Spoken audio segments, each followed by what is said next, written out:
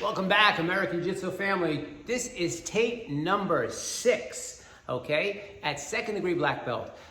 This tape is going to be on what we call a temiwaza. A temiwaza means multiple light hand strikes. You know, most people, not that they know what to do with a punch, but you know, it's a knee-jerk reaction. They get hit, they get knocked down, or they block it.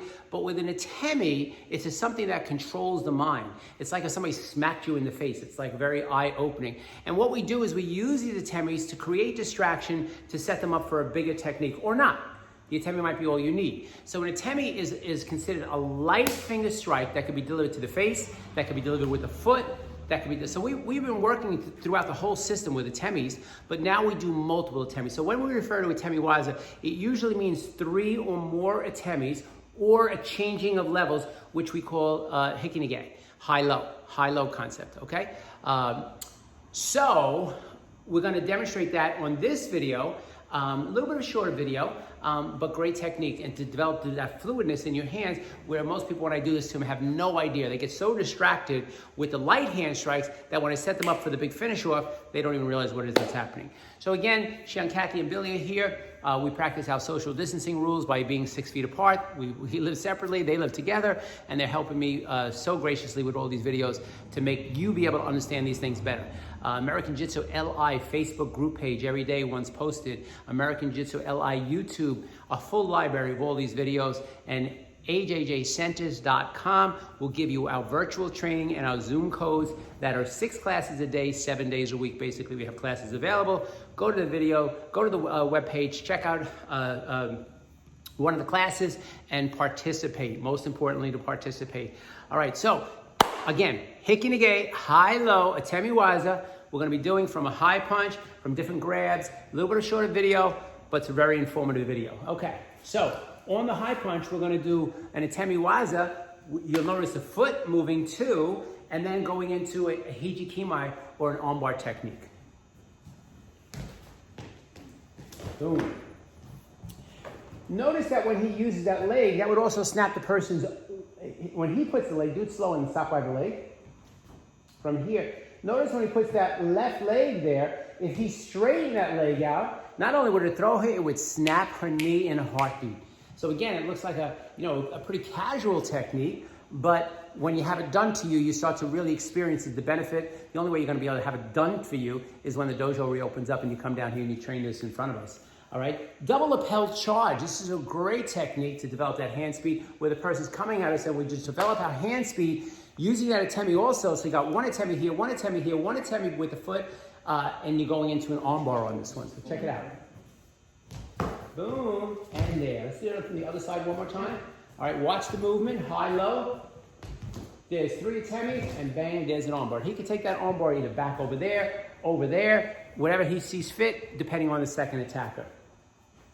The next one is going to be a front finger choke. Now, we see a lot of different variations with a front finger choke, and this is very similar to a technique that we do at second degree, but now we're putting the atemiwaza in place, okay? So we're hitting with an atemiwaza to the inside of the hand, we're hitting to the foot, and then we're hitting to the face, and then we're coming over the top and doing a NIDAN technique. Boom, bang, and here. One more time, please. That was done nice and quick.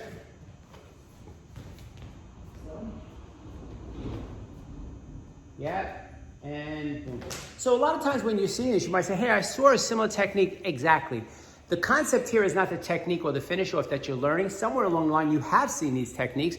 The concept here is the atemiwaza. We're putting a different ingredients in. So what happens is when a atemiwaza is added to the mix, then those preliminary techniques that you learned without the atemiwaza probably would be replaced with these techniques, okay? We don't want to feed you big pieces of steak in the beginning. We want to give you little bits of pieces, all right? I always say that jiu-jitsu is like a jigsaw puzzle. If you you can't put the puzzle together all at once. You got to do one piece at a time, and then you start to see the image of what American Jiu-Jitsu is all about. So, if you say to yourself, hey, I've seen techniques similar to this, you're 100% right, but now you're seeing the concept of a atemiwaza and the hikinige. Okay, next technique is front double arm grab into a reverse kotegaesh, okay? So from here, there's a foot atemi, bang, and hit. Now what happens is you're seeing 2 atemis. You're seeing one atemi to the leg, back of the hand is the second atemi, but now he's gonna lower himself to show the hiki nage, the high-low concept. So from here, 1, 2, lowers itself, and notice how quickly Shankati went down with that, because when you change the levels, the person falls a little bit more brutal, okay? So now you saw both combinations, and the final one, because I am very systematic, will show you both concepts. So in other words, on the forearm choke, he's going to use a stamping foot, a stamping shot to the foot. He's going to hit to the back of the arm, excuse me, because it's a forearm choke. He's going to use a headbutt. So there's your 3 atemis. He's going to crank the elbow down and feed it into a kotegesh maki, which you've seen in other levels. But now he won't do it because it would be too brutal. If he used the 3 atemis and the high-low concept by going down, or he could do it and let her go, it would rip her arm right off her shoulder. So now you're seeing both of these topics, the atemi waza and the hiki nage, combined in one scenario. So there's the foot atemi, back of the hand, head. He takes the elbow, leads it down, and then lowers his whole body right down to the ground, which is a brutal technique, which if you don't let that go, you're going to rip that person's shoulder like a chicken wing right off of a chicken. Let's see that one more time. Boom, here, and rip it down. Beautiful. Okay, so that's the atemi waza category.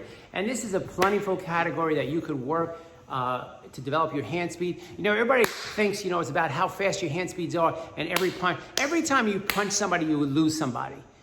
And that's okay. But if you want to learn sweeps and throws, manipulation, wrist manipulations, you have to learn how to use those strikes, almost like a bee coming at your face, to create that kind of environment. And believe me when I tell you, because everybody tells me the same.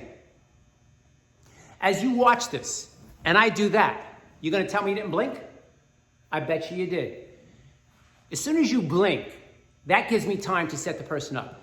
So if you're used to doing things one way, punch, knock down, that's fine. But if you want to develop the mastery of the art, you have to learn how to manipulate. Everybody has the ability to control another person's mind, and I don't mean in a deceptive way, I mean in a positive way. When we hear loud sound, it controls our mind. When we smell something, we hear loud sound. When we trigger any one of our senses, it controls our mind. So not every situation has to be called. And ask yourself this question when watching this video. Are you a type of guy or person or woman or whoever who just believes that every situation calls for punching a person in the face or elbow in the face and brutally abusing them? If you're that kind of person, this is not your kind of art.